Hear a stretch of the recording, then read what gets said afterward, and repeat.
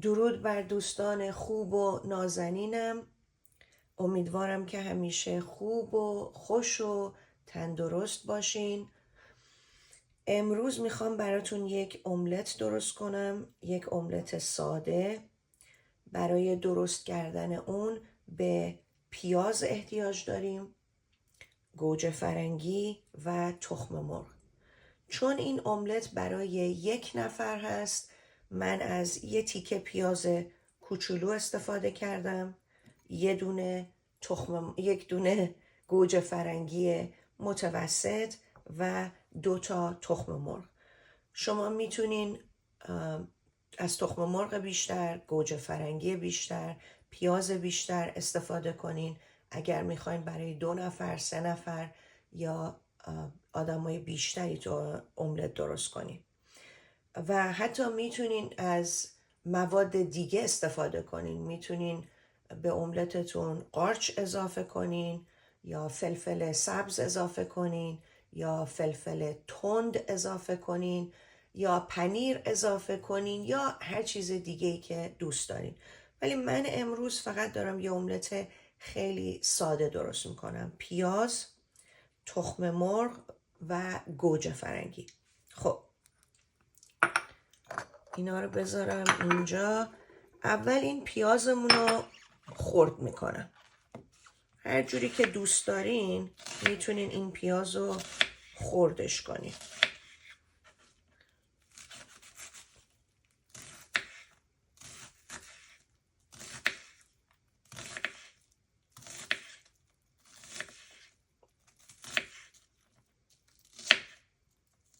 خب بعد از این که این پیاز رو خرد کردم، اونو میریزم توی مایتابم. این مایتابه منه. اینو میریزم توی مایتابم و زیرش رو روشن میکنم. نه خیلی شعله‌اش زیاد باشه، نه خیلی شعله‌اش کم باشه، متوسط. خب حالا اینو میذارم روی گاز تا یکم تفتش بدم. خب حالا تا پیازم داره تفت میخوره، گوجم رو خرد میکنم.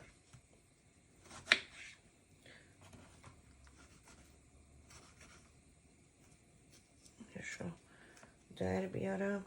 خب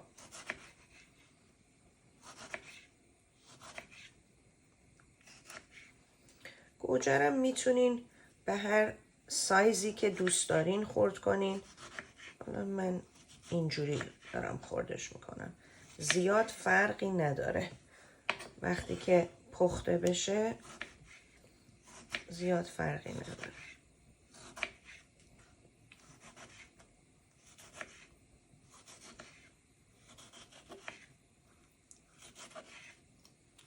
خب گوجه هامون هم خرد کردیم.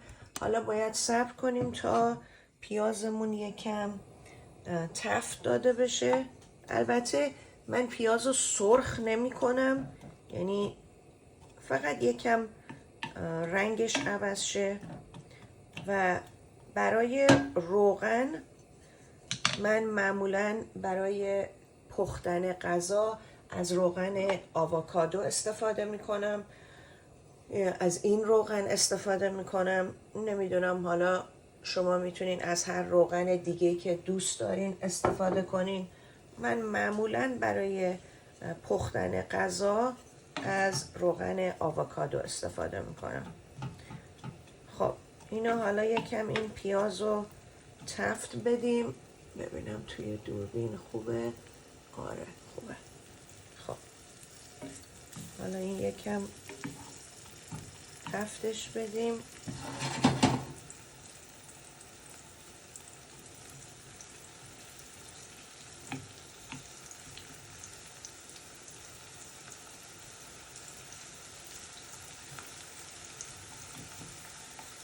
روغنش داره جلز و ولز میکنه. جلز و ولز کردن به این میگن.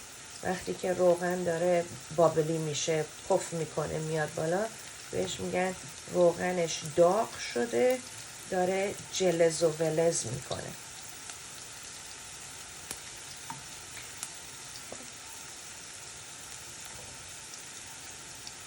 وقتی که این پیاز یک کم تفت خورد یا تفتش دادیم، من به اون یک کم زردچوبه اضافه میکنم. این زردچوبه منه. من تقریبا میتونم بگم توی تمام غذاهام یا بیشتر غذاهایی که درست میکنم، به خصوص غذاهای ایرانی، از زردچوبه استفاده میکنم. همونطور که میدونین زردچوبه برای معده خیلی ادویه خوبیه. ادویه زردچوبه برای معده خیلی خوبه. حالا اگر میدونین معده یعنی چی، توی کپشن برای من بنویسین که معده یعنی چی. توی تکست کنین برای من که معده یعنی چی. خب این داره یک کم تفت داده میشه، یک کوچولو داره رنگش عوض میشه، رنگش طلایی میشه. نگاه کنین. خب حالا این فکر میکنم این دیگه کافیه، خوبه. پس من حالا به اون یک کوچولو زردچوبه میزنم.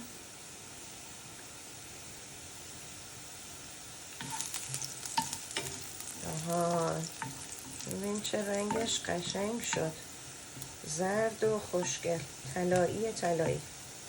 حالا موقع خوبیه که گوجه فرنگیامو به این اضافه کنم. حالا گوجه فرنگیامو اضافه میکنم.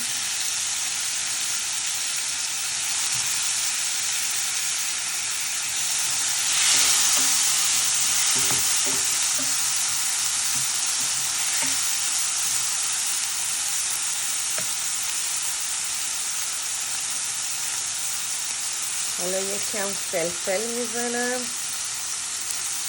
من فلفل دوست دارم، پس فلفل بیشتر میزنم، ولی شما میتونین کمتر فلفل بزنین یا بیشتر فلفل بزنین و هر چیز دیگه‌ای که دوست دارین بهش اضافه کنین.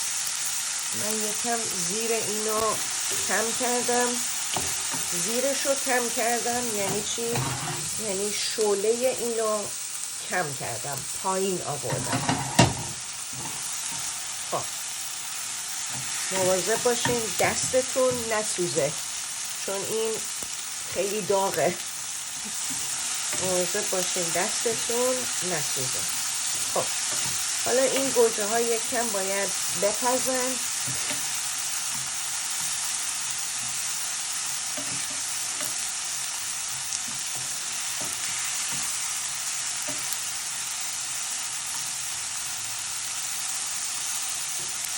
گوجه ها دارن کم کم نرم میشن. نگاه کنید یه کوچولو نرم شدن.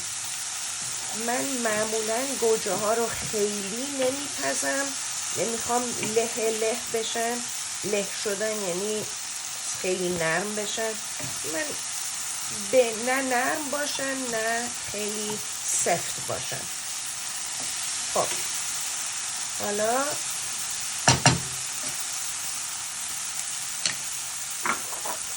دو تا تخم مرغ داریم. من تخم مرغا رو توی گوجه فرنگی میشکنم. شکستن تخم مرغ. یک کم نمک اضافه میکنم. خب حالا الان میتونین این املت رو یک کم هم بزنین. هم زدن یعنی این کار یعنی هم زدن. این املت رو میتونین یک کم هم بزنین یا اینکه هم نزنین، هر جوری که خودتون دوست دارین.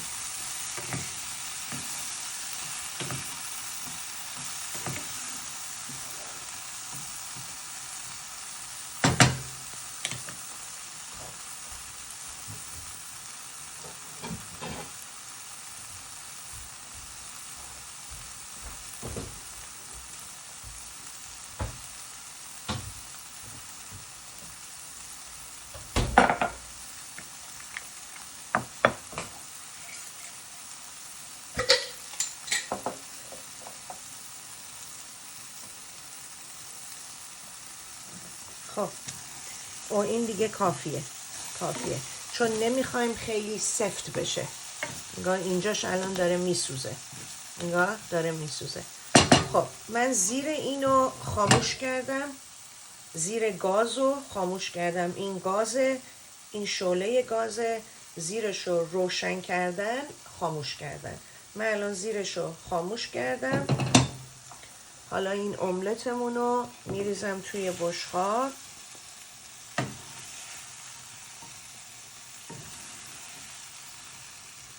دارم املت رو میریزم توی بشقاب. اگه میدونین میریزم چیه برای من بنویسین. میریزم فعل اصلیش چیه؟ میریزم توی بشقاب. فعل اصلیش اینفینیتیو وربش چیه؟ خب حالا میتونین شما هر جوری دوست دارین این املتتون رو تزیین کنین. تزیین کردن یعنی اینو چیزای خوشگل بذارین دورش. من حالا معمولاً جعفری یا گشنیز یا ریحون میذارم، ولی امروز اون سبزیجات رو ندارم، پس نعنا میذارم. نعنا یعنی این. نعنا میشه چی به انگلیسی؟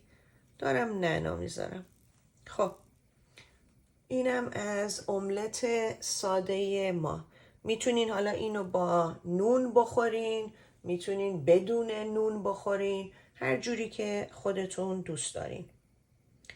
امیدوارم که از این ویدیو کوتاه و اولین ویدیویی که برای کلاسامون دارم درست میکنم خوشتون بیاد و اگر پرسشی داشتین میتونین توی کلاس بپرسین یا اینکه به من تکست کنین. به امید دیدار هرچه زودتر با یک ویدیوی آموزشی دیگر. خدا نگهدارتون. بدرود.